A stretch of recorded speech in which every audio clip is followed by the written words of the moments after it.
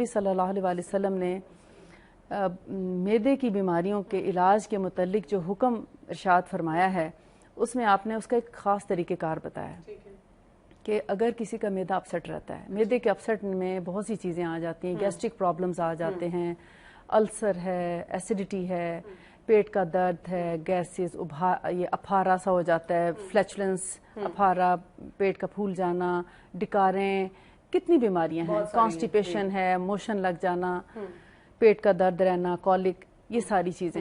اس میں آپ صلی اللہ علیہ وسلم نے ایک علاج ارشاد فرمایا، اور وہ بھی آپ سمجھیں گے شاید میں کوئی دوائی بتانے والی، اس میں کوئی دوا نہیں ہے، جی لوگوں نے پین پینسل پکڑ لی ہے، دوائی کا نام لکھ لیں۔ جی ہاں، تو یہ دوا نہیں بلکہ آپ نے ہمیں ایک طریقہ سکھایا کہ اگر آپ نے کوئی چیز کھانی ہے، مثلا آپ کھانا کھانے لگے ہیں تو آپ کو کتنا کھانا کھانا چاہیے، کہ مثال کے طور پر معدہ ہمارے ہاتھ جتنا ہی ہوتا ہے۔ ٹھیک ہے، یہ 1985 میں امریکہ میں ریسرچ ہوئی تھی معدے پہ، تو انہوں نے بتایا کہ ہمارے ہاتھ کے برابر ہمارے ایک انسان کا معدہ ہوتا ہے۔ اچھا، یعنی جتنا میرا جتنا ہاتھ ہے ہمارا ہاتھ ہے اتنا ہی معدہ ہے، اور اسی طرح یہ جب اس میں کھانا آتا ہے تو یہ بڑھتا جاتا ہے، لیکن یہ اسی طرح ہوتا ہے۔ اور انہوں نے دیکھا کہ جو معدہ ہے اس کا یعنی 2/3 پارٹ جو ہے یہ بلینک، وہ یعنی اس میں غذا نظر آتی ہے، ٹھیک ہے، کہ کیا کھایا پیا سب کچھ پتا چلتا ہے الٹرا ساؤنڈ کرنے کے بعد، لیکن یہ جو 1/3 ہے یہ بالکل کالا سیاہ نظر آتا ہے۔ اچھا، اس میں اگر ہم کوئی چیز کھا لیں، زیادہ ایکسٹرا کھا لیں گے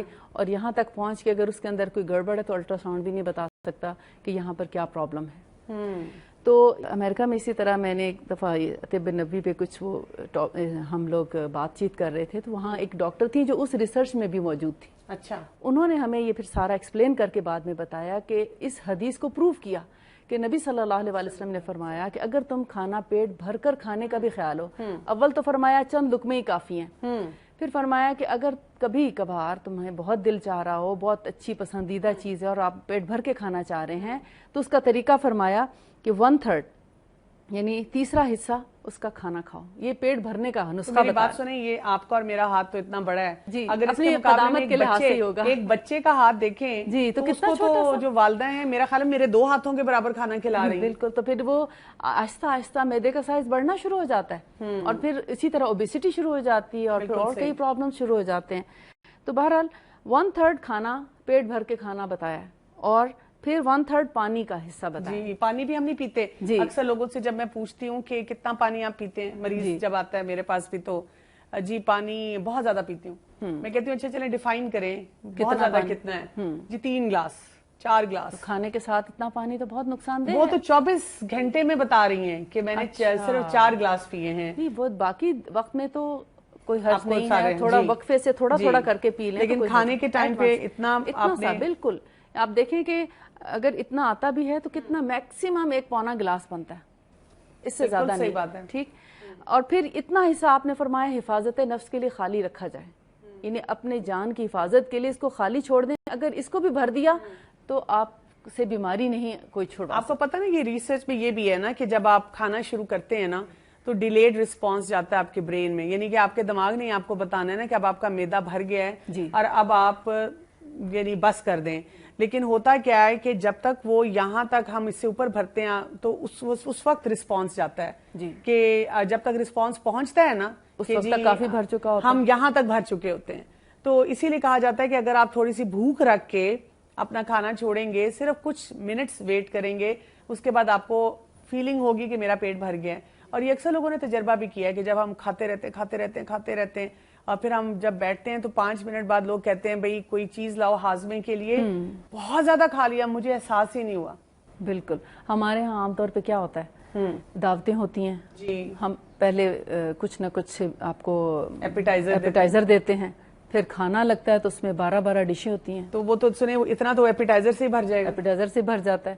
اچھا، پھر کھانا وہاں اینڈ نہیں ہوتا، کھانا کھا کے پھر میٹھے اتنی قسموں کے آ جاتے ہیں، میٹھا کھا کے فارغ ہوتے ہیں تو پھر وہ چائے آ جاتی ہے یا کہوہ آ جاتا ہے۔ یہ بھی ریسرچ کہتی ہے کہ جب آپ کھانا کھائیں تو اگر آپ نے مین میل کرنے کے بعد اوپر میٹھا کھایا ہے نا تو آپ کی وہ ساری اس کو کہتے ہیں سڑان بہت زیادہ ہوگی، یعنی وہ گل سڑ کے زیادہ وہ ہاضمے میں بھی آپ کو تنگ کرے گا، ہمیشہ ہیوی ہو جاتا ہے نا، ہیوی ہو جاتا ہے، اور اس کے اندر وہ جو ساری یہ چینی اور شوگر اور ایسی چیزیں جو ہیں وہ اس کو نقصان دیتی ہیں. بالکل صحیح.